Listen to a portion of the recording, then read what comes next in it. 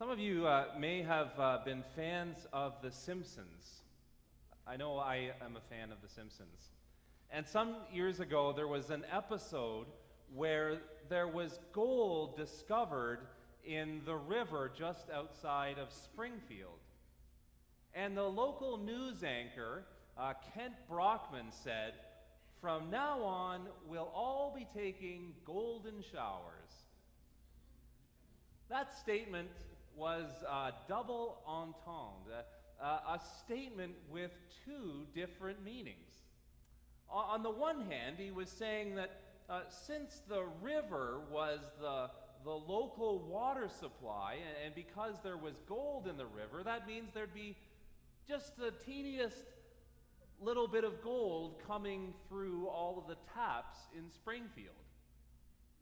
But another meaning was that if there was truly gold found in the river, they'd all be rich, and that they would be showered in gold or in wealth. It's a double entendre, a statement with two meanings. Sometimes we find something like that in the Bible. And one of the places we find it is in the Gospel of John, chapter 7, and in the verses that Larry read for us a few minutes ago. Now, today is the festival of Pentecost, and I know that perhaps in years past we're all used to hearing the story of the disciples in Jerusalem and the coming of the Holy Spirit. Well, today's reading from John is what we would call an alternate reading for the day of Pentecost. And it's a wonderfully interesting and rich one because it has two overlapping meanings. One of the things it says to us is that the Spirit of God comes to us from Jesus. Jesus said to those around, he said, "Let the believer who thirsts comes to me and drink." And then he goes on to quote for them a portion of the Old Testament where it says, "For from his innermost will flow rivers of living water." And he quoted from that passage as if to say that it was from him that the rivers of living water would flow. And then the gospel writer adds an editorial comment saying he was speaking about the Spirit which his followers were about to receive. What a wonderful message for us. The Spirit of God comes from Jesus. The same God that Jesus' followers experienced in him, and the same God which they later experienced in a way they called the Holy Spirit, is the same God who is present in our midst. And that's what we mean when we say the Holy Spirit, that God is present and at work in our midst and in our lives. And this same Spirit who is the presence of God with us is also, in another sense, the presence of Jesus with us as well. And therefore, from Jesus we receive rivers of living water. Just as our bodies could not live without water, so it is that we could not live spiritually without this Spirit of God that comes into our midst. I'm sure most of you have heard of or seen in some show actor Martin Sheen.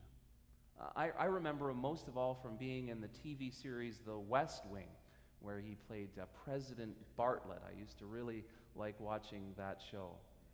Now, Martin Sheen is a Roman Catholic who is very well known for putting his Christian faith into practice in the best way that he sees fit. He's not an armchair Christian. He's very active in the outward expression of his faith. He has commented many times that he experiences the saving work of God most powerfully in helping and serving others. Now, Martin Sheen is particularly fond of advocating for such causes as the environment and economic justice and peace. And in fact, he's been arrested some 66 times for civil disobedience. Some critics have noted that he has a rap sheet which is longer than his movie credits. Martin Sheen says, "My acting is what I do for a living. My activism is what keeps me alive."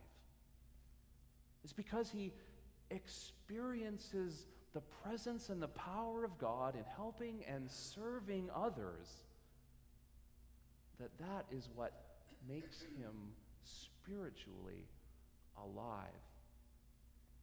So we as followers of Jesus receive the Spirit of God from him. But there's a whole other thing that this passage from John's Gospel might mean, and in fact does mean. You see, it can mean equally that the Spirit of God and the rivers of living water flow from those who believe in Jesus. The Gospel of John was written originally in Greek, and its words can be translated equally well to say that the rivers of living water, that is the Spirit of God, flow from the innermost of the one who believes in Jesus. That is to say that from you and I can flow the life-giving waters of God's Spirit. It is with absolute equal certainty that we can say this from the passage from John's Gospel. And in fact, English translations are equally divided on which meaning to choose. But we can say that as much as the Spirit of God comes to us from Jesus, it also is meant to come from us. That inasmuch as we have received the Spirit of God in our lives, so are we to be dispensers of the same. Perhaps some of you have heard the parable of the two seas. Did you know that there are two seas in the so-called Holy Land? There's the Sea of Galilee and also the Dead Sea. Now, the Sea of Galilee is a little body of water teeming with life. It has a rich diversity of aquatic plants and animals. It has been home to a fishing industry for over 2,000 years. It is a place of recreation and even a source of drinking water for people who live in that region.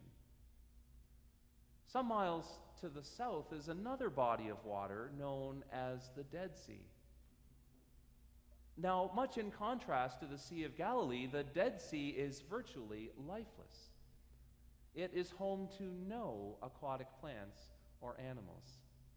It holds only the tiniest samples of bacteria and fungi. Both bodies of water are fed from the same source, that is the Jordan River. How is it that one can be teeming with life and one is so lifeless? Well, the answer is that for every drop of water the Sea of Galilee receives, it gives away another drop. But the Dead Sea receives and holds on tightly to that same source of water. And in holding on to it so tightly, has no life whatever. Just as we receive the Spirit of God, so are we to give it away. Our Jesus SWAT group has sung for us on previous occasions a song with these words: love is something, if you give it away, give it away, give it away. Love is something, if you give it away, you wind up having more. The same thing could be said about the Spirit of God. The Holy Spirit is something, if you give it away, give it away, give it away. The Holy Spirit is something, if you give it away, you wind up having more. As the life-giving waters of God's Spirit have come to us, may we let those same life-giving waters flow from us.